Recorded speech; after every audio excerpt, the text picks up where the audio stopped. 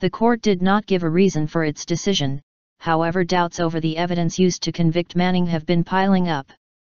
The U.S. Department of Justice recently sent several letters saying parts of testimonies given by two Federal Bureau of Investigation, FBI, experts were erroneous.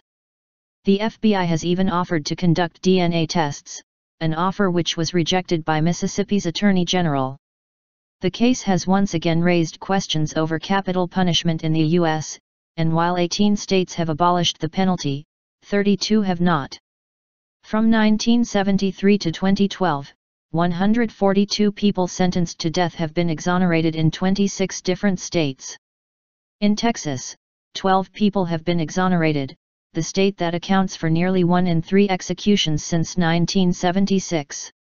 And 20 death row inmates have been found innocent in Illinois, where the death penalty was abolished in 2011. Florida tops the list, where 24 people have been exonerated, that is 1 out of every 6 exonerations in the U.S. And in the same state, legislators are trying to pass a law that would make it more difficult for inmates to appeal their case, speeding up their road to execution. When someone sits on death row for 10, 20, 30 years, it really makes a mockery of our justice system, said Republican Senator Rob Bradley. It's not fair to the victims' families not only to be traumatized by the loss of a loved one, but then have to sit and suffer while justice is not realized year after year after year. This is not about guilt or innocence, it's about timely justice. Another Republican who sponsored the bill in the lower house, Matt Gaetz, said, "Only God can judge. But we can sure set up the meeting." So what does Willie Manning's case reveal about capital punishment in the U.S.? Should death penalty still be implemented, or is it a good time to stop its practice?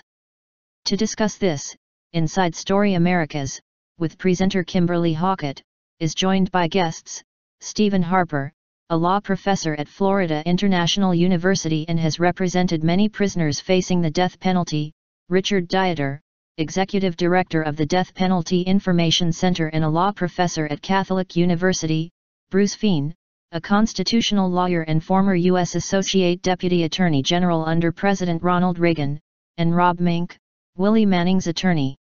Well, I think the only higher burden of proof can be to get rid of the death penalty, and I say that because there have been 24 people in Florida alone, who are on death row who were exonerated. The system that we have, the justice system, is full of imperfections.